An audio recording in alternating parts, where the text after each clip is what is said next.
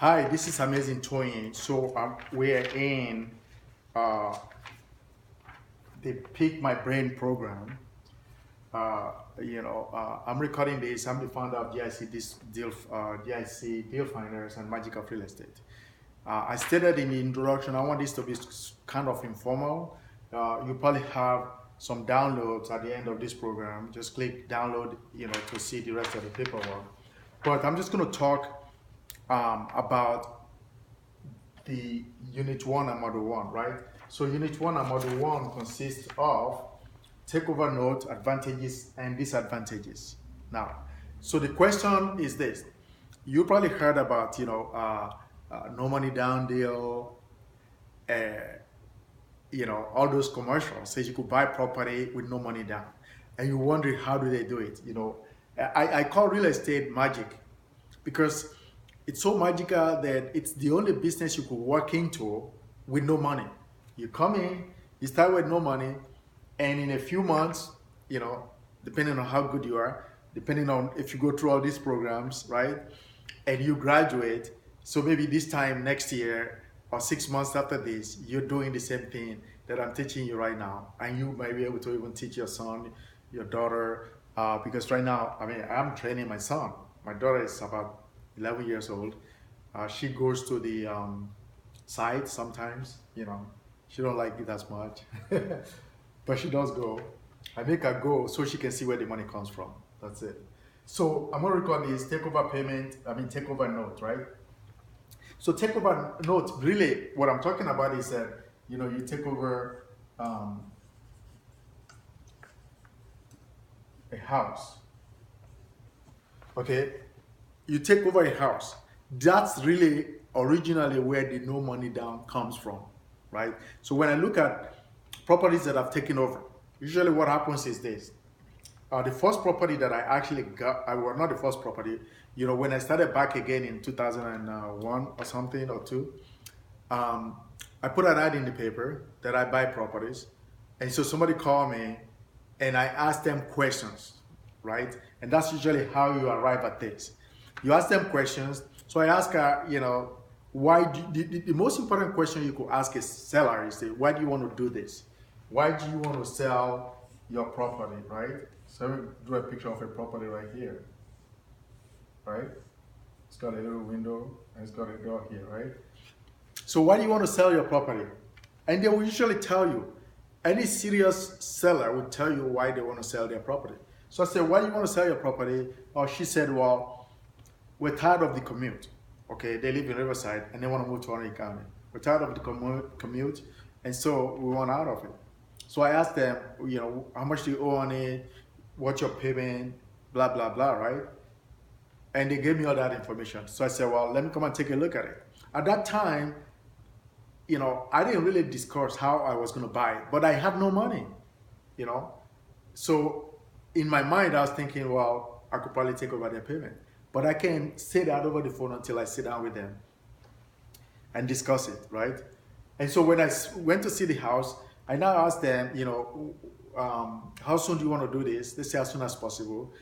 And I said, well, here's what I can do for you, right? Since you want to move as soon as possible, I can take over your payment, right? And take over payment means that I will start making your payment, right? And the paperwork and the way it's written, right, in the contract is in your paperwork that you're going to download with this thing. It's called subject to. So I say I will take over the payment subject to. Okay? And I already asked him what the payment is. So I said, I'll take how much cash do you need? And they said they need about $2,000 just to move. So I said, okay, here's what I'll do. Starting next month, I'll make your payment. You just give me the property, right? And I'll start making payments. That's how takeover note came. That's where it came from. You're taking over somebody's note, right? Because every property has a note, right? Has debt on it. Every property that has debt on it, the debt is usually a note. So you have a note and you have a deed of trust, right? In some states, it's called a mortgage. So so let me go back. Let me just move this up a little bit, right? In case I want to write some more information, right? So I hope you're finding this fun because, I mean, you know, remember when you're in class, I'm going to move a little bit. So, you know, when you're in class, you have your teacher is moving from one place to the other. So I didn't want this to be kind of boring, you know, where you're just staring at some papers, right? I wanted you to be interactive with me, right? So I now wrote the contract, okay? At that time, I had this pre-printed contract, you know. So I just pulled it out because I took it with me, and I wrote the contract. The most important thing in the contract, right? You know, a contract, they say, has 3 elements, okay? And contract is something we're going to discuss in one of the models, right? But simply, you know, when you write a contract, right, it must have 3 elements, right? It must have the price, right? Some kind of consideration. And this price, I think, is usually the same as meeting of mind. Consideration, time of performance,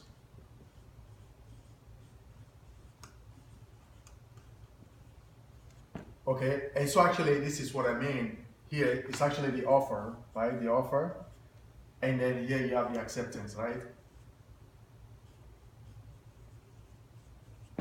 You know, that's really what constitutes a contract. But if you have one of those pre-printed, it's already in there. All these elements are there. So I wrote up the contract, okay? Then I gave them 0, nothing down. And I say, okay, I'll take over your note. Okay, I'll take over your payment.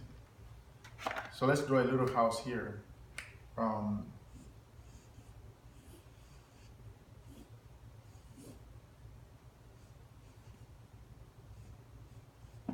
Okay, so this house has a note on it. The note, at that time, I think the balance on their loan was $189,000. And I think their payment was about $1,200, if I recall correctly, right? You know, so I now wrote up my contract and I said, okay, I'll give you $2,000 down. I mean, excuse me, I'll give you $2,000, right? I'll give you $2,000 down. This $2,000 will be due in 30 days. And so my thinking then was that in 30 days, I'll find somebody who will give me $2,000, I'll give it to them and transfer the house to them. So immediately, they signed the contract. I put the property in the market the next day. So I now advertised. Okay, so I advertised that, hey, because at that time, I got title. Okay, because the moment I wrote this contract, I made them give me the title, right? Title means that, you know, ownership of the property. Okay, even though I haven't given them money, I promised to give them money in 30 days. They gave me title. Since I own the title, I control the title. I now put an ad in the paper that says, my ad says something like this: owner must sell. Let me write it in blue, right? So it says owner must sell.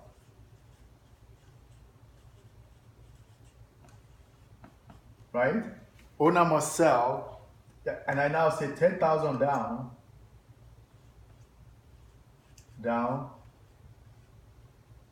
Take over my note. Okay? So they transfer the property to me. This is me right here. I now take the property, transfer it to a new buyer.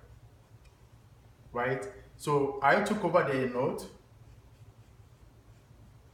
and then I just transferred the note to the new buyer. The new buyer now took over the note, right? Okay, but the new buyer gave me 10K. Okay, out of my 10K, I gave $2,000 to the owner. All this happened within 30 days because I had to, hurry up. You know, because 30 days doesn't take that long. So I now gave the new owner, out of the $10,000 this guy brought, $2,000. Now, here's one thing: this guy didn't have $10,000, and most people, they'll be waiting until they find somebody that has $10,000.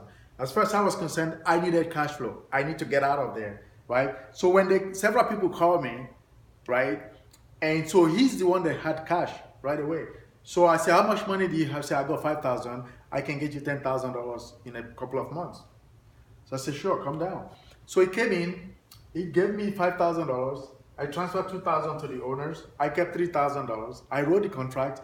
I actually gave him title. So I gave him title. So if you notice, the title was now transferred from the owner to me, right? And to the new buyer. So cool, hey, buyer. So let's call him John, right?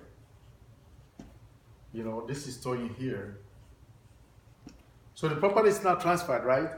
So John now controls the property. John has title, right? And how does this title transfer? Well, the new owner has what is called a grant deed. So he gave me the grant deed, right? Gave me the grant deed. Let's use green to signify grant deed. So the owner gave me a grant deed, right? So grant deed. In some areas, in some states, it's called warranty deed, right? So the owner gave me a grant deed. I now take the grant. I now took that grant deed. I recorded it, and then I transferred it to John. Okay. Now, the note, nothing happened to the note. The note stays there, right? But in the contract I wrote there, I would take over the note subject to existing conditions. What is the existing conditions? Well, the interest rate, the length of the loan, the balance of the loan, and stuff like that. Okay, that's the existing conditions. And so I took it over, transferred it to the new owner. He now took it over just like I did based on my contract, subject to existing conditions. So it cannot, the lender cannot make him do anything else besides enforce the existing conditions, which is the balance, the note payment, and the length of the note. That's it. So that's takeover note. So, you know, earlier we were going to talk about advantages, disadvantages. Well, what's the advantage? Well, number one, the advantage is that you could buy property with no money down. Because if you notice here, let me pick up my pen. So if you guys notice, when I got this property, I had no money. I gave them a promissory note based on my contract that I will give them $2,000 in 30 days. So I had no money. That's advantage right there. Okay. What's the disadvantage? Well, the disadvantage is this. At some point, you know, in the process of several recessions, people taking over notes, not making the payments, right? Because the only person that has an advantage in this business is me. I had no money, took over their note. They're taking all the risk because see, their credit is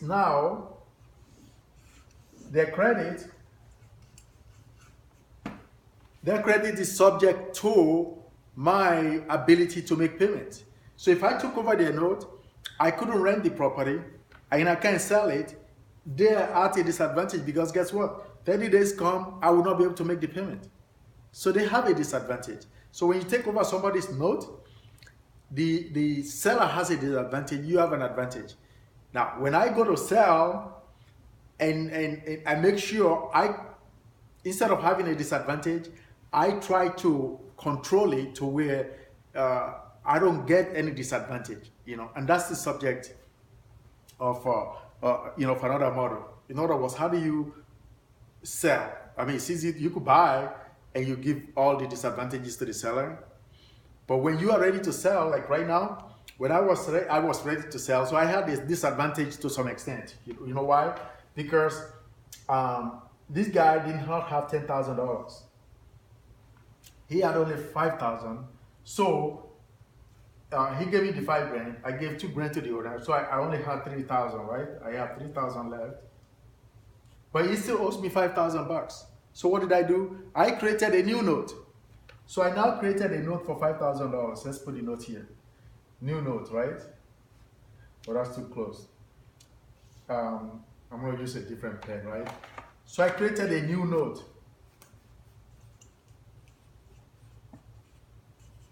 For $5K. Just to protect myself, right?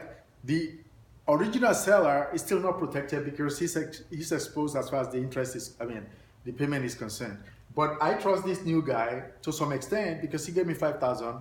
I think, you know, I'm expecting that he will make his payment because he needed a house.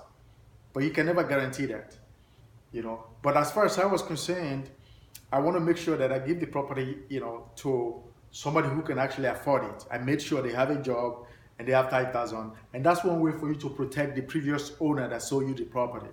You never want to leave anybody hanging, right? So while you're protecting yourself, make sure you protect the previous owner by reselling the property to somebody who can afford it, who can make payments. I understand things happen, but when something happens, it's not because you didn't do your due diligence. It's because, you know, like they said, as or happens, right? I'm not going to say the word. So I hope you guys understand that. If you have questions, which I know you do, just write it down, email it to me, or just write it in you know, into a box. I will answer the question, and you get your answer. And then you could also bring the question to the group discussion, right? So that's really Takeover Node in its simplest terms, right? So hope you guys like this format, right? So we'll move on to the next module. All right, this is Amazing Toyin. See you at the next model.